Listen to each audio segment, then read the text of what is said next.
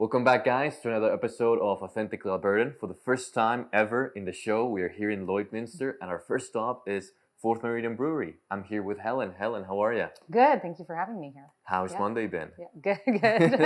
Start of the week? Yeah. We're off I to a hear good you start. guys are busy over there We in the are. back room. Yes, yeah. Busy brewing, busy packaging. Yep. There's always something going on back there. What's the main agenda for Monday like? Oh, it's just kind of get our feet under us, I think. Pretty much. For the tap room side, I try to make sure everything's cleaned and ready and stocked and ready for the next wave of people to start coming in here. And then, on the back side, we're making sure our orders get out to our outside clients and getting deliveries scheduled and whatnot. Mm-hmm. A lot of tasks. Yes. A lot of tasks. What about afterwards? Are you guys busy during Monday evenings, Monday afternoons? They're steady. I mean, they're definitely one of, our quieter nights, but there's not, we're one of the few independent businesses that are actually open on Monday evenings in Lloydminster. So we do get a decent amount of people coming in the evening, but it's definitely not the same as like a Friday. Friday or Saturdays. Yeah. I imagine those must be your busy days. They are, yeah. Yeah. So you own a brewery. Mm-hmm. I wanted to ask you, what's your go-to party drink? You've got a lot to choose from. I got lots, yeah. I don't get to go to many parties anymore. We have a young family and then just being busy with this. So parties are kind of low on our list of things we get to do these days, but it would be beer. Normally I would be taking beer and probably a mix of like a lager and an IPA. So you like your beer strong. Yes, I do, but then I get too affected by it. So I have to have a light. I'll usually bring like a couple IPAs and then I got to quit and go to something much lighter. No, I love IPAs. Yeah, me IPAs, too. But they're strong. Beer. Yeah. If you weren't here in the brewery doing this, what do you think you'd be doing right now? Well, I actually spent most of my youth years as a figure skater. And then when I first came to Lloyd, I coached for about 10 years. I only just gave it up about a couple years ago after my son was born and we, expanded into what we have right now. So I probably would get back into coaching a lot more. I do miss it, but I just don't have the time to be involved in it as much as I would need to be to pick it back up. So I think I would be doing some of that. And then probably just if I wasn't doing this, I'd be a little bit retired, taking a break and taking care of my kids. Yeah, that's a crazy jump from figure skating to brewing. It is, and I also before I started the brewery, I was in environmental science, so I was in remediation and reclamation, doing environmental consulting mostly for oil and gas industry. Gotcha. So kind of advising them what the procedures should be, and then actually overseeing the cleanup of it and assessment of contaminated lands or pre-development for a site that they might want to build. So yeah, really a full spectrum of whether it was pre or post construction of a site, but yeah. I don't know. I don't think I'd go back to it though. You don't think you go back to it? No, I don't think so. No. But figure skating, you would. Yeah, that what I would. Yeah. And how was that career like? The environmental one or the coaching one? The figure skating one. Oh, well, I skated until I was probably about for 15 or 18 years competitively for maybe 10. So I was national level competitive. So it was all my entire life kind of revolved around it for quite a few years. And I loved it, but definitely, I moved on, I guess. And when I came out here to coach, I didn't pick up that competitive. I didn't go into a competitive coaching role. It was more recreational, which was really great for a nice balance to be able to do other things in my life. You got to breathe a little bit. Yes, yeah. What made you switch into the brewing business? What made you take the jump? Good question. We just really liked it. Maybe when it'd be kind of 2015, 2014 or so, around there, we were visiting a lot of breweries. So that was at a point in my life where I was just, I was working my environmental career. I was coaching on the side. We had no kids and no real commitments. And so our vacations and our trips, we would go places where there were breweries. So we'd into BC or into just Pacific Northwest and the States, and going into Montana or these smaller communities in the States that had maybe 2 or 3 breweries. And we kind of really loved the vibe and just liked the product itself as well. And even Calgary's like brewing scene was starting to really build then. Yeah. So, we just kind of were like, how are these places making a go of it? Not necessarily, in Alberta and BC, they usually seem to be more in like bigger communities, but like in the States, there'd be small towns that have like 2 breweries in it. And we kind of be like, well, if they can make a go of it, and there's like 5,000 people here, we've got to be able to do this in Lloyd, where 30,000 odd people are here. So. And were there a lot of breweries back then in Lloydminster? No, there was none. So there was actually none. When we started, we incorporated and actually like technically brewed our first batch in 2016, and that was at the beginning of kind of the craft beer boom in Alberta. I think we were one of, I don't know, less than 100 for sure, maybe even less than 50 breweries in Alberta at that time. And then like by 2 years later, it had like tripled. So Alberta, the government, I guess, removed the minimum production requirements for beer production. Gotcha, and that's what made people. So you could start off. So instead of having to do like whatever it was, 20,000 hectoliters a year or something, which is quite a large volume of beer to produce, places like us could start brewing like 500-liter batches and only doing a handful of them a year. And you must know all about government regulations, working in the environmental things. Well, yes. Yeah. I've dealt with regulations for a long time. In some capacity or another. So you went on these trips to these small towns around BC, Montana. Yep. You got captivated by these breweries, and you're like, we can do this at home. We can bring this home with us. Totally, yeah. How'd you get started? Like, where'd you get the kid from to make the beer? Yeah. How do we do it? We just kind of, when we decided we're going to do it, I guess to back up a little bit at that time, when we decided, let's just do it, that was kind of the tail end of 2015 and the start of 2016, which coincided with the oil crash. Yeah, so almost a decade our ago. jobs were also like a little stressful at the time. Work was scarce. And we were just like, it was just such a kind of a unfortunate environment to be in when you're reliant on oil and gas and things just weren't happening. And so we're like, well, we have all this time. Normally, in our careers at that point, we were just go, go, go, go, go. And there was never really a time to take a break. Or, think about anything other than what was immediately in front of you. And when things really kind of turned south for the industry, we just had time to think about how to do it and research it and understand how to get the licensing in place. So that's really where it started, kind of the beginning of 2016. I started looking at all the regulations and reaching out to AGLC and finding out how do we do this.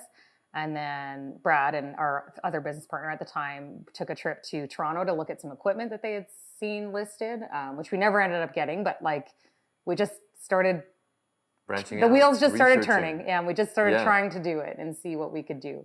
And then we eventually found our equipment that we used when we first started. We ordered that, we found some secondhand things, and we just started putting it into my in-laws' shop, so Brad's parents' shop, and we just started brewing in there, got that licensed. What did Brad used to do? He worked in oil and gas as well, so he when he finally left that industry, he was field supervising at the time, but he drove trucks. He had a pressure truck, he had a hydrovac combo unit. He just worked in well servicing, I guess, service trucks. And then eventually sold both, he got out of the trucking part of it and got into just the field supervising part of it. And then left that altogether for beer. And originally, how big were those, was that equipment like? It was tiny. It was tiny. If you saw it, like it just looks like a great big stock pot, essentially. It was like a 500-liter batch. Yeah. Like could have been like, if you ever go to a soup kitchen, that's probably what they're like. Stirring soup up in. Kitchen. Yeah, exactly. It was just tiny. But it let us get our feet wet. Yeah, you managed to get it in there. Yeah, get and experience kind with of it. started figuring out. How was that first beer like that you brewed out of it? Did it taste good? We've come a long way. Actually, it wasn't bad. But it wasn't great.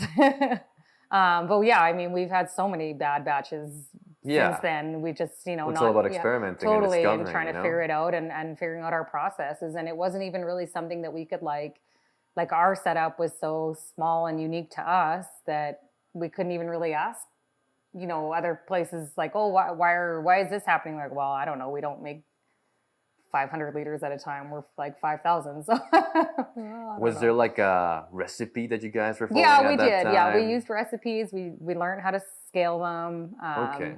Yeah, we'd find a recipe of a beer that we had maybe made on a home brew system, 30 liters of it. And like, well, we liked this one. Let's see if we can do it 500 liters and see how that goes. And so What about the ingredients? What about the ingredients to make the beer? Were they easily to find here in Lloydminster? I mean, there were no breweries. Right. No, they're not really. So that was another thing we had to learn is where to source everything from. And getting the grain wasn't so hard. Hops were a little bit more tricky for us and pricey, but again, finding the brokers to get them from.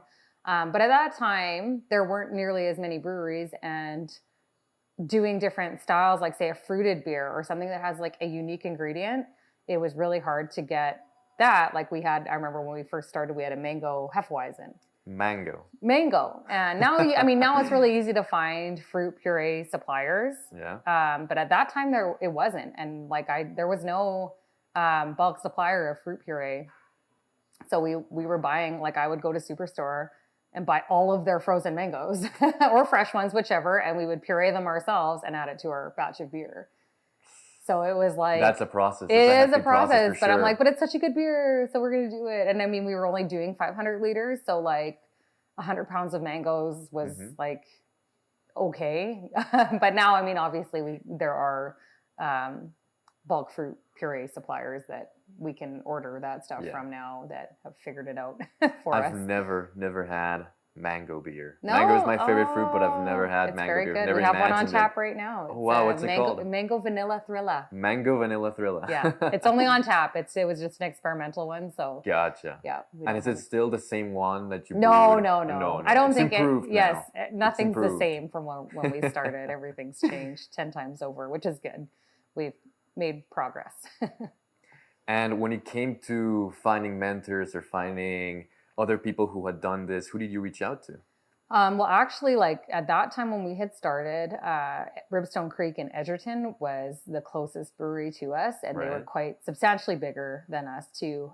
So we leaned on their brewer a lot and asked lots of questions there and got a lot of advice from them. It's tough to ask questions. It is, It's tough to kind of like send and I'm like, trust me, we're no threat. Questions to people. Yeah, we're way smaller than you. Don't worry about us. Yeah. So that was one that we reached out to quite a bit in the start. Yeah. But I'm glad he helped you guys out. Yeah.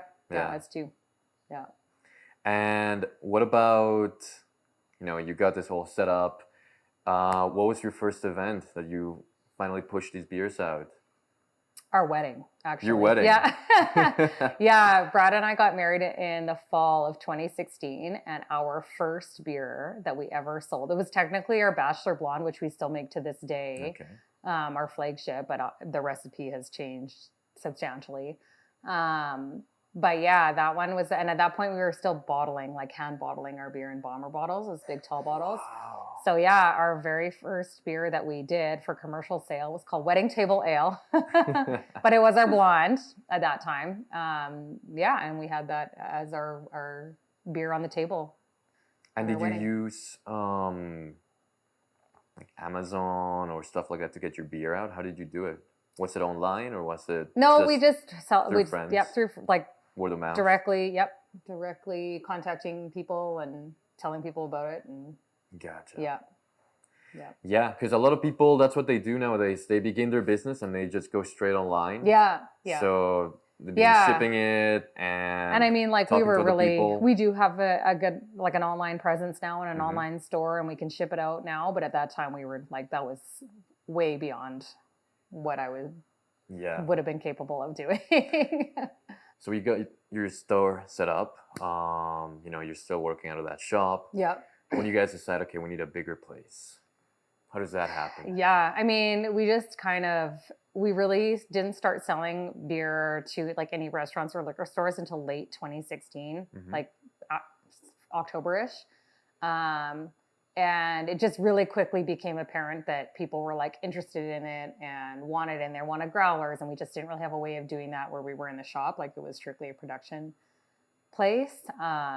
So we realized like almost right away, we need an actual facility storefront where people can come into and try the beer, you know, like get a growler, sit down, have the taproom experience that we also really liked. So I think it was like maybe February of 2017, we found our original location that's here in town, 3 doors over from where we are right now. And we spent about 6 months doing renos and whatnot to get that open. And we opened there in August of 2017. So. You said renovations. What did you used to be? Well, it was, when we bought it, it was a countertop, like they did like marble and whatever. They had a countertop supply place. Gotcha. But before that, it was a liquor store. Oh, yeah. Okay. So it kind of came full circle. Came back, yeah. Yeah. Yeah. So, it was just, you know, a really big, wide open space that worked for us. We had, moved our equipment in there. The shop equipment moved into there and had to get all that set up and do the renovations to have it become a space that can accommodate people sitting in. And so that took about 6 months, and we opened in August of 2017, and we stayed there until about March of last year. Was there a moment in that time period where you finally said, okay, I can leave that oil business behind, Brad can leave that oil business behind, and can focus on the beer business? Yes. What was it? It happened first for Brad, just because of the nature of like how oil field shifts are. I think he was like, what was he doing at that time? He might have been week on, week off. But the week on, it's like your day starts at 5 a.m. and you never really are off shift. Like you might get a call at 1 a.m. for something. So it just was very, very difficult, especially for him. My career was a little bit more flexible, I guess, in that way. If I was, you know, in a field, like on a spill or something where long hour, like I needed to be out for long hours, it was what it was. We made it work. But for him, it just was like so exhausting. So he decided to leave field supervising altogether. He was done. He went full-time in the brewery, but whether or not we were ready for that move, I don't know. We just knew that like you couldn't carry on, physically couldn't carry on, and mentally couldn't carry on with doing 2 jobs. For me, it took quite a bit longer, just because once he made that change, it was like smarter for me to still have guaranteed income.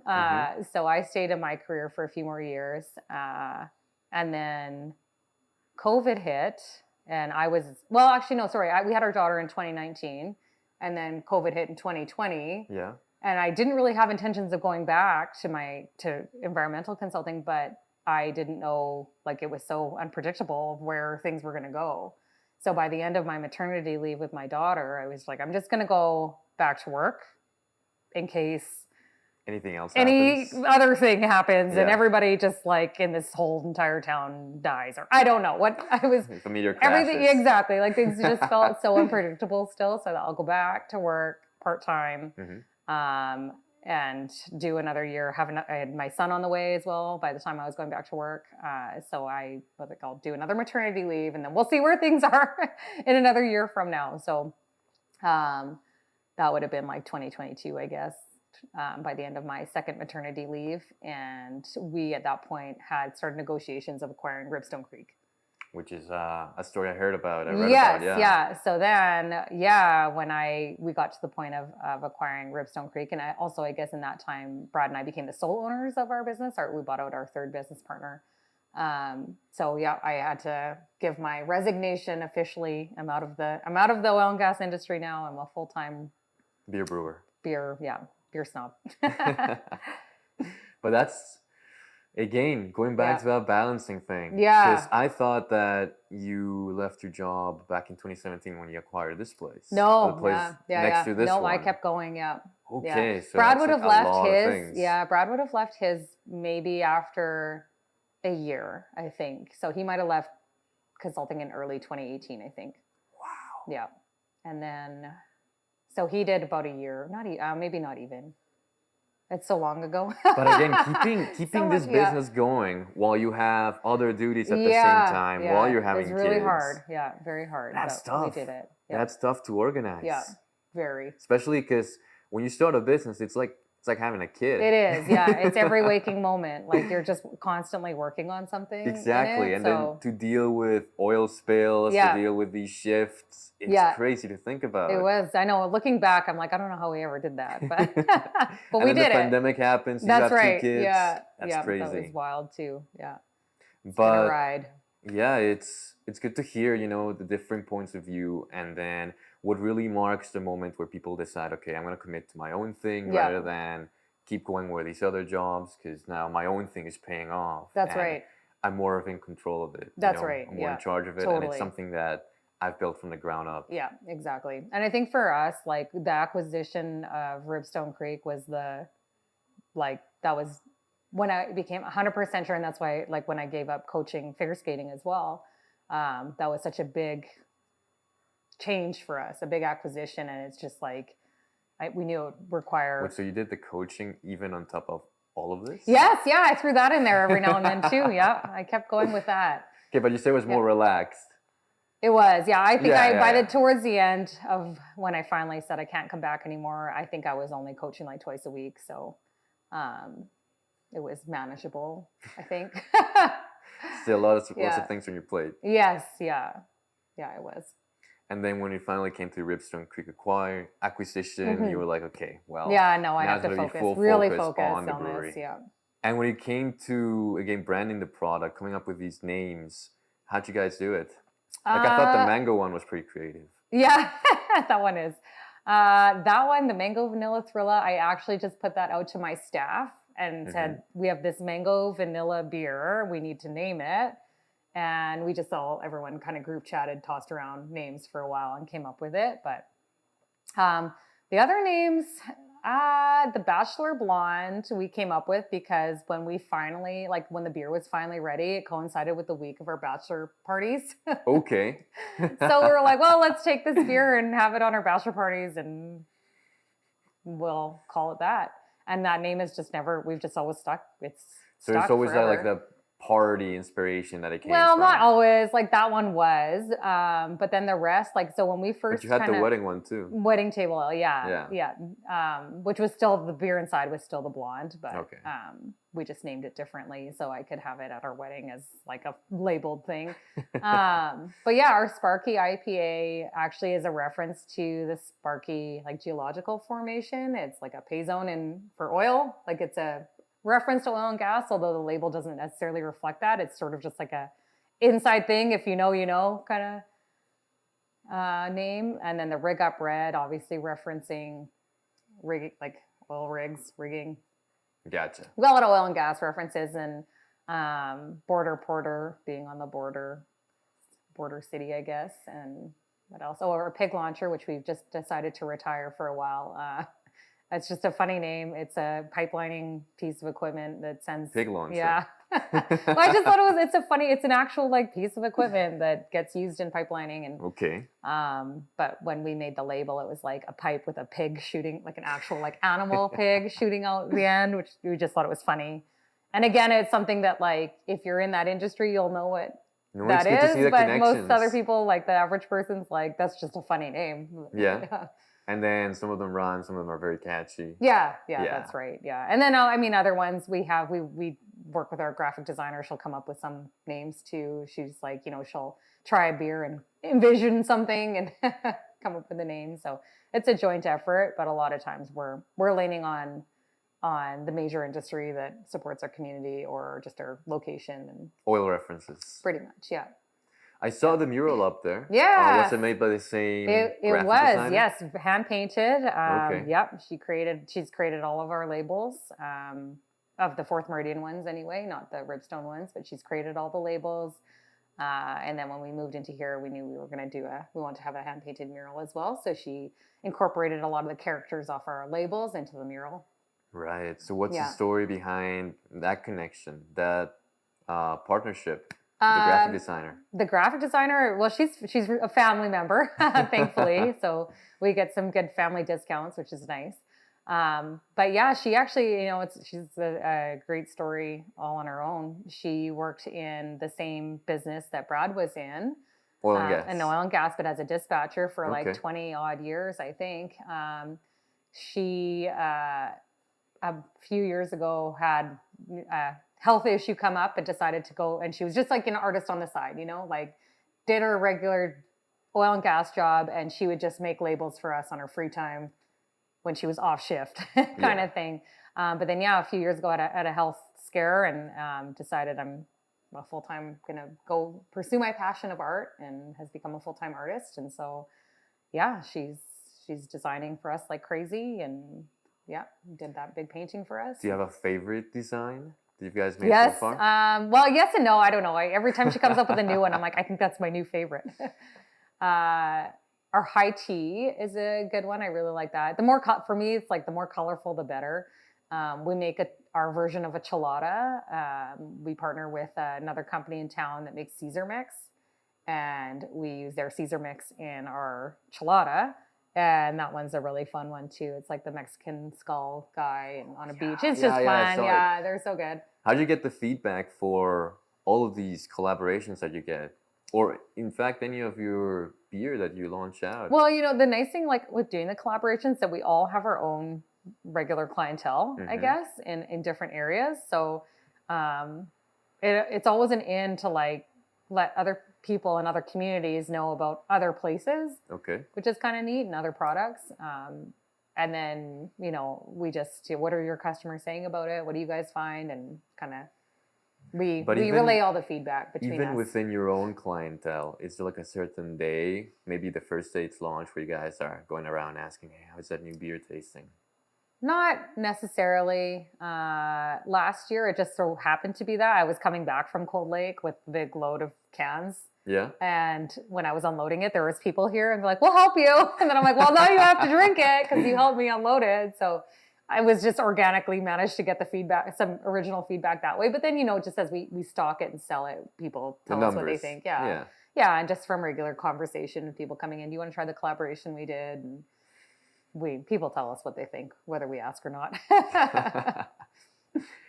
And then I also wanted to ask, wrapping up this kind of like early history of Fourth Meridian, when it was your first year, what was your biggest challenge? How'd you overcome it? We had so many. I don't know what the biggest one was. Well, top three. Well, the first like managing, I think all of us still having regular day jobs, managing that while starting the business was really hard. Like we just had really, really long days of working all day and then working also all night to run the tap room. And we weren't really making enough money to justify having staff yet. So we just had to do it. So that was hard. And then I think like consistency in the brewing process, like our equipment was so small and not necessarily equipped for the amount of production we were trying to do. So trying to make good beer on subpar equipment was a big challenge. So a lot of the good flavor comes out of good equipment. Yeah, it definitely helps. Like if you have good quality equipment, you're going to definitely make better quality beer for sure. We had like plastic fermenters when we started. I don't know anybody else that's ever done that. Maybe they have, but plastic fermenters. Yeah, but it was what we could afford, so we did that for 5 months or something till we could afford the metal ones. Metal ones, steel ones. And then, we got new equipment. Well, new to us. It was old equipment, but it was double the size of what we started with. And that was in our first year as well.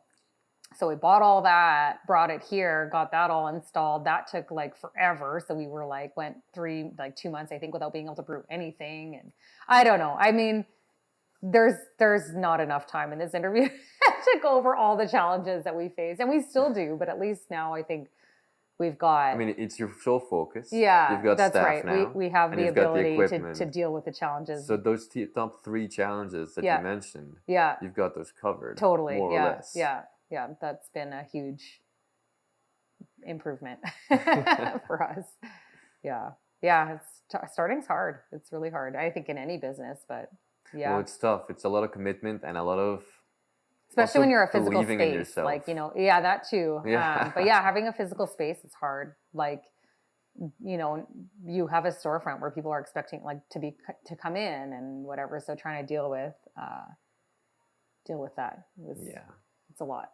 Because again, people are coming in and you gotta give them the service, but at the same time, in the back of your mind, you're thinking of other things you gotta do after, before you open. That's right. Yeah. Yeah, it's a lot. Yeah, it's a little faith that goes into these entrepreneurial endeavors, but hey, it paid off. Yeah, we'll see. Mean, it's like, we're still paying it off, but yeah, I think so. I mean, it's been almost a decade afterwards. Almost 9 years in. So we're still going. So I mean, and we've grown every year, so it's been good, So it's been that way. Going uphill. It has been, yeah. When it came to that atmosphere that you said, that maybe people coming into the storefront, what inspiration did you take from other breweries? Because I saw some board games up there. Yeah, and that was, that's something that we saw, like, that's so cool. It's more of a hangout spot. We really just didn't want to be seen as like just a bar, because it's not what it is. We make beer. And I think that, in Lloyd, not having had a brewery before, and, not a lot of people having not gone to them before, don't realize that it's quite different. Like, we are a family-friendly place. We're a dog-friendly place. Like, it's not somewhere to come in and just get hammered and whatever. So we just really wanted to make sure that was apparent to people. Like, I mean, don't get me wrong, we have our fun nights, but it's definitely more, we want to make sure that the atmosphere stayed family-friendly, stayed inclusive, stayed respectful, stayed within, like, what we had seen as a brewery vibe before. Yeah, from all your travels. Yeah, exactly. Would you ever open a second location somewhere else? We thought about it, and we've discussed it lots. And even with the acquisition of Ribstone, we thought, like, should we keep that space, or how should we do this? But we would just need help. And I just think it's maybe a little bit more than we could handle, just the two of us to navigate. But if we had, the right investors or people to partner with to do a second location, we probably would. Is there somewhere you have in mind where you would place it? Maybe. Not going to give away all my secrets yet. Yeah. Possibly. But around where? The northern Alberta area, central Alberta maybe area, more central. Southern Alberta? Maybe more central, I think. Yeah. Okay. Kind of sticking around, like, the rural, appealing to the rural communities, I think, would be, definitely. Ideal. Yeah. Well, on my drive here, I stopped in some towns. Yeah, okay, I can tell you, I enjoyed Wainwright. Oh, yeah, I love Wainwright. Yeah, Wainwright's lovely. And yeah. had a great stop at a great sports bar there. Okay, yeah. So there's definitely that atmosphere for locally crafted breweries and stuff like that. Yeah. On the menu, I checked, and some of them were in there. Yeah, good. Like from around places, from around Edmonton, they brought it in there. Yeah, that's right. They had brought some craft beers in, So yeah, there's definitely a hunger there's the interest for it, there, yeah, for sure, yeah. Well, that's good. That's good that you guys are thinking of expanding and putting a second location and growing. Still and just an experimenting. No, but that's how things grow, And then you just gotta commit to it, see where it goes. Yeah. I mean, with this one, it paid off. Yeah. On top of the board games, you guys also host events. Yeah. So how did that start? Well, there used to be a restaurant here in Lloyd downtown called The Root. The Root started, like, they were just so unique to Lloyd because nothing really like that had existed or didn't exist at the time. But they hosted it was a small little restaurant, great food, super cool atmosphere, and they hosted a lot of music events. So they hosted and it was a small venue, so they host like small concerts, and they did open mic nights every week. But they, I don't remember if they closed during COVID. I think they closed during COVID, and then it was just done by then. I don't think they couldn't carry it on for whatever reason. So when the Root closed, all these people that used to go to like these music nights were like, there's nowhere to do this anymore. So we sort of fired it up. Thought, well, we'll give it a try. The Root's not doing anymore. We'll try these open mic nights and see if they go anywhere. And they just like took off pretty quickly. So that was your first event that you were hosting? Open mic nights? First regular scheduled event. Prior to that, I think we'd maybe done a couple comedy nights and a couple like outdoor parties and like just more one-off events, not a weekly thing. So when the Root closed, we decided we're going to do open mic night every week, which did fairly well for a while. had to sort through some stuff during COVID. And then when we moved here, we decided to just do it every other, like the first and third Wednesday. So we don't do it every week. We do it twice a month, which seems to be enough. But yeah, that like really got us immersed in the music scene and with like local musicians and performers here in town. And then other events we've had, like we've done comedy nights quite a bit. We've hosted, we've like, coordinated or teamed up with some nonprofit organizations to host events for them. We have had adoption events, like puppy or kitty adoption events. We often do like every spring, like late spring, I guess, early summer, we do our summer kickoff party. We usually host that at the end of June.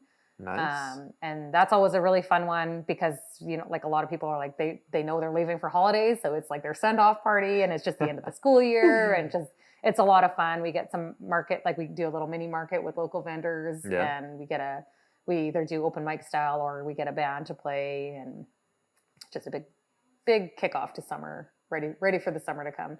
So that's always fun. And last year for the first time, we used to always do a fall, we would call it Fall Fest. But last year we ended up, instead of doing Fall Fest, we did Oktoberfest and partnered with the German Heritage Society in Lloydminster. Wow. So we had like the German dancers and we had pretzels and brats and like just the total German style event, like Oktoberfest event.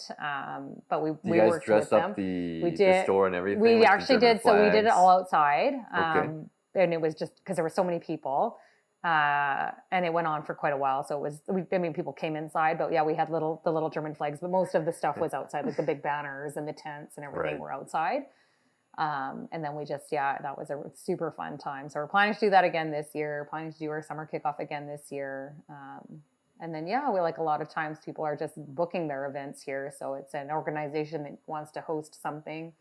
And they'll ask us if they can use the space and more of a private function type of thing? Not necessarily. Yeah, sometimes private or sometimes like just more on them to run it, like we did a Name That Tune with, what are they called? Border Paws, SPCA Border Paws.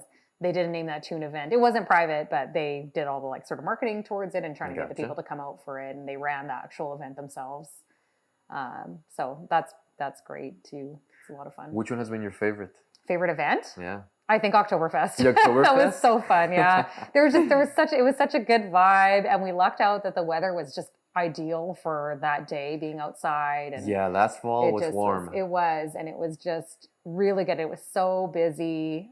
Just people constantly coming. And then it was it was so crowded in our little patio area with having the tents and the big long tables and stuff. But it just made it such a much more intimate event. And then we had the dancers, the German dancers came from, I think, Saskatoon, and they were so entertaining. Like there were 6 of them and they just got everybody moving and everybody cheersing and it was probably the most fun I've had in an event here. Yeah.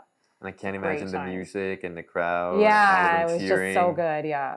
Yeah, it was great. What future drink do you have in mind right now, aside from the one that you're collaborating with? The secret one. Brad really wants to do a blueberry, I think like a blueberry wheat ale maybe, or just some sort of blueberry beer. He really wants to try using blueberry in a beer, I guess. Yeah. We've had a couple like out there that we just have really liked. So same thing, like getting that inspiration, like somebody else did one that was really good and we liked it. And the blueberry came through really nicely and really balanced. And he's like, I want to try one, but with whatever he said. I don't know. He told me. But yeah, so that might be one that we see soon. But right now we're just trying to get our stock up and our big system with what we have already got in production and already have cans of. So I don't know that we're going to get to too many new ones anytime soon. But I actually want to try again at some point down the road, once we've got our supply where it needs to be, just doing an iced tea, like not an alcoholic one, just like a regular iced tea. Just regular iced tea. Just regular iced tea. Yeah, as a good non-alcoholic thing to have. I don't know. I feel like we could come up with some pretty cool branding for it and I don't know that I've seen. Are you a tea person more than a coffee person? I'm a tea person. Yeah, I'll drink one cup of coffee in the morning, but throughout the rest of the day, I'll drink tea. No, I don't like coffee. I'm a terrible Colombian. Are you? Yeah, no, I'm not into coffee. That is not that you're not a good Colombian. No. How are you going to ever market for them? Yeah, too funny.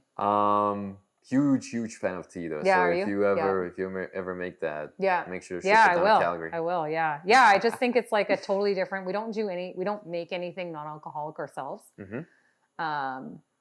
There are a lot of craft breweries that have gotten into making pop, and their own Grizzly Paw and like Annex does their own sodas, and there's a handful, and they're really good. But I've been to their brewery, Grizzly Paw down in Canmore. They're great. I haven't had iced tea from anywhere, and I like iced tea a lot. There you go, filling up those niches. Yes, yeah, it's just my niche, really. I might be the only buyer of it, but at least I'll have iced tea. Yeah, so hopefully we can try that, but I haven't done the research into creating it yet and making the recipe. But there's a variety of things you can mix in and make, again, alcoholic beverages from, and mix it in with beer. That's right, yeah. Again, this other brewery that I have interviewed, they used to mix in coffee.